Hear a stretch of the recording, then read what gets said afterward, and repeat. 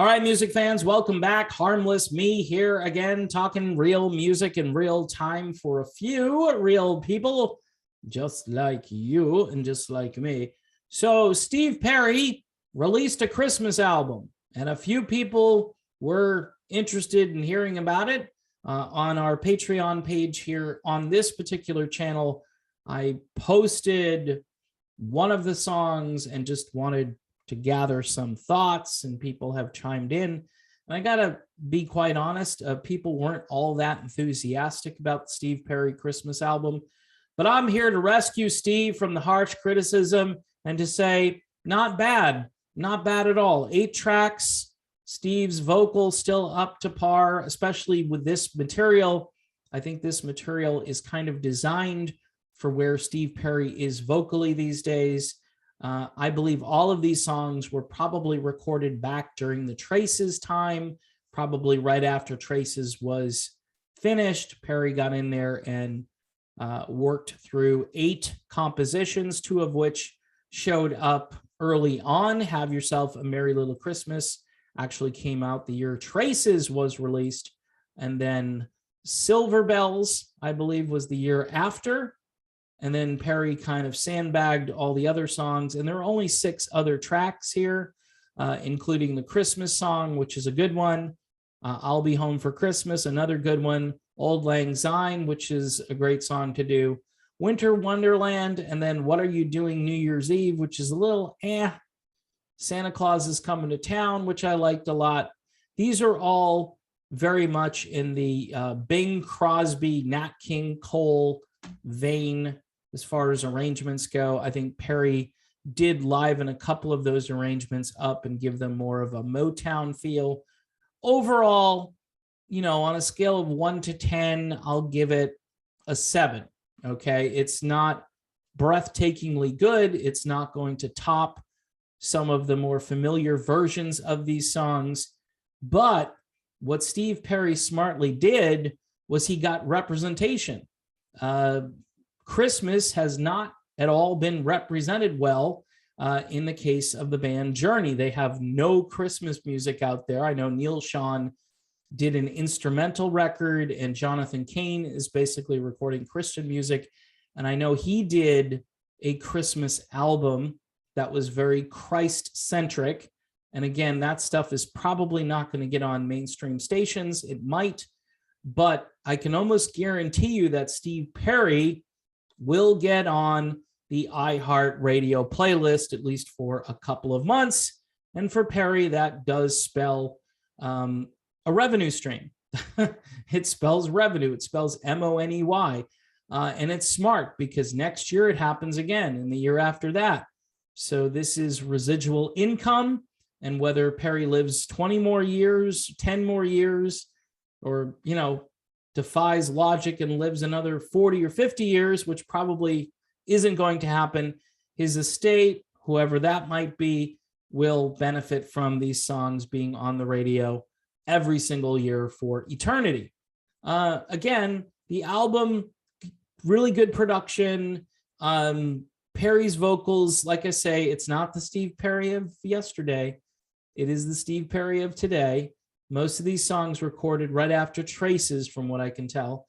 And, if you're a fan of Perry, you probably want to get this. If you're kind of lukewarm about Steve Perry these days, then it's probably something you'll skip, and then you'll hear it on the radio, and you'll still be proud, because that's one of those old timers who can still sing at least enough to pull off a traditional sounding Christmas record. I wish he had done more than 8 songs. I'm just putting it out there. I mean, 8. He had 3 years to knock out a few more songs. And it just shows me that Steve Perry really isn't all that into the music scene.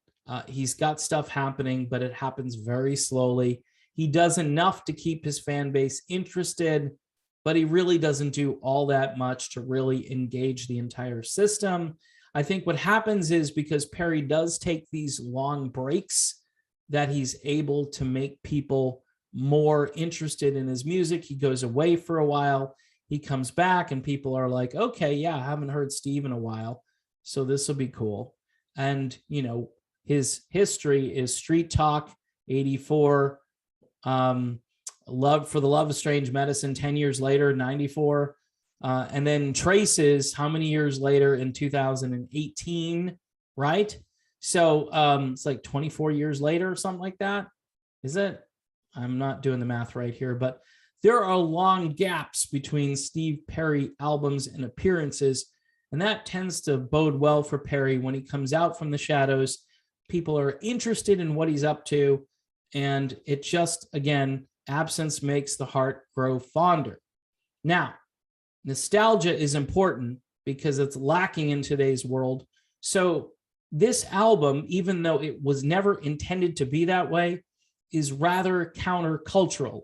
Last year, I did a video about Baby It's Cold Outside, because people were saying that song was, you know, predatory, or I heard one person say it was kind of rapey.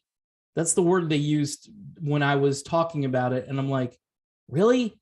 Have you heard any of the contemporary hip hop songs of today?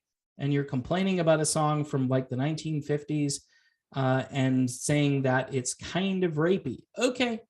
I mean, I'm not sure what makes people think that way, but because in those days, it was just innocent. It was pure innocence. And if it was innuendo, it was so subtle. It wasn't in your face, and it wasn't embarrassing for you and your kids when you were driving down the road. So in any event, I think these songs kind of represent the era, the golden era of Christmas music. Is it as good as those Bing Crosby, Burl Ives albums? No, but it could be. It could be someday. Someday, someone might look back and go, oh, Steve Perry added to the Christmas canon. He didn't create any new Christmas music. Would have been interesting if he wrote one original Christmas tune to put on the album. He didn't. He chose to keep it easy and traditional, and that's fine. I think overall, his fans will love this. The lukewarm folks are going to be like, yeah, nothing I really want to listen to. But with that said, people will drive down the road, and if it comes on your favorite iHeartRadio station, you probably won't turn it off. You'll probably cheer in your mind. You'll cheer for Steve Perry, who's still around and who's still relevant enough to be on the wall-to-wall Christmas station near you. So there you have it. On a scale of 1 to 10, like I say, about a 7. I think Perry can sing this stuff all day long. Makes me think he should do an album like the late Glenn Frey did, that whole Route 66 thing. He should do something like that because it's in his wheelhouse these days. And folks are getting older. It's a sad thing, but the people who really enjoy his music are getting older, where they don't want their ears to bleed anymore, and they're going to bed early, and they're, you know, doing what older folks do. And I think this particular format would be interesting for Perry to expand upon. All right, that's my video. Thanks for watching. Don't forget to subscribe to the channel, hit the bell for notifications, Patreon for just $1 a month, $2 a month, whatever you can afford. And I will see you soon.